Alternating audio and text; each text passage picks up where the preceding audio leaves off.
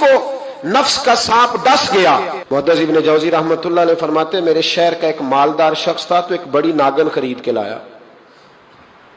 नागन सोने का अंडा देती थी नागन, पर अंडा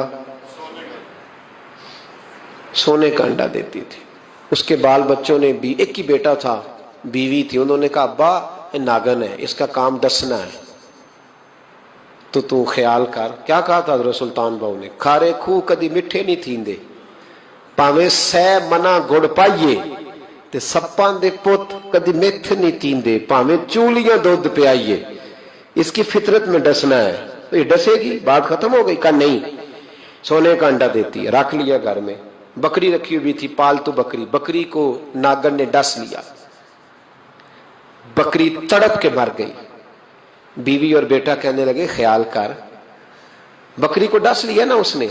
उसने कहा बकरी कितने की? कहा 6 दिनार की। सोने का अंडा कितने का? कहा 50,000 दिनार का। तो कहने लगा छोड़ो, अंडा तो मिल रहा है ना, अगरचे नागन है, अंडा तो आ रहा है ना।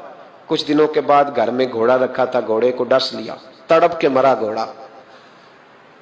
उसको फिर समझाया बीवी और बेटे ने कि बस कर दे, ये नागन है, ये डसेगी। उसने कहा घोड़ा कितने का? कहा 20 दिनार का। तो अंडा कितने का? 50,000 दिनार का। तो छोड़ो, घोड़ा मरने तो नया ले आएंगे। अल्लाह अकबर। एक नौकर घर में रखा था जानवरों को चारा डालने को। अचानक उसने चारा जो उठाया तो अंदर वो नागन बैठी थी। उसने हाथ पे डसा, गरीब ने चीखें मारी, चीखें, पर गरीबों की चीखें लोगों को सुनाई नहीं ना देती। गरीबों की चीखें लोग दरवाजे बंद कर लेते हैं। लोगों ने इसलिए काले शीशे लगाए हैं कारों को कि गरीबों की चीखें ना दिखाई दे ना सुनाई दे।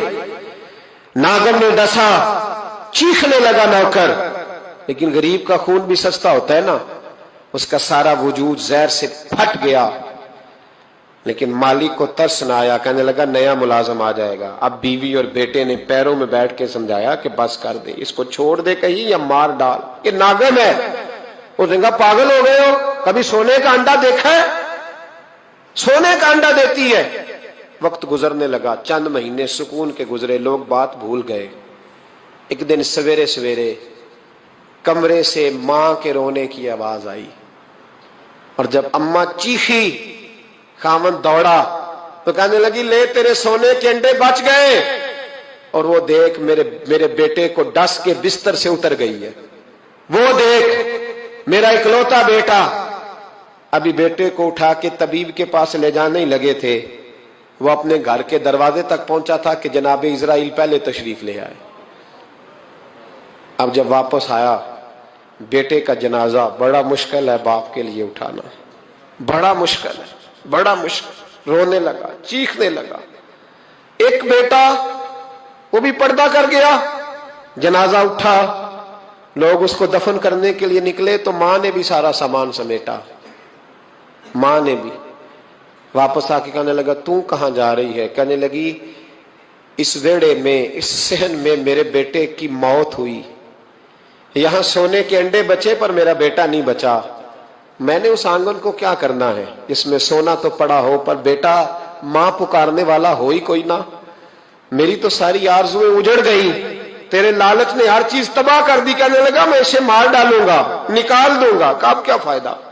तो खत्म हो गई बात। बेकदरा कुछ कदर न जाती, कीती खूब तसल्ली हूं, दुनियादार पुजारी जर दे, कुत्तियां दे गल टल्ली हूं, अब क्या फायदा? बीबी निकली तो शख्स चौक में आया, डंडा लिया, नागन को मारा। और इब्न जौजी फरमाते हैं वो पागलों की जिंदगी बसर करता था।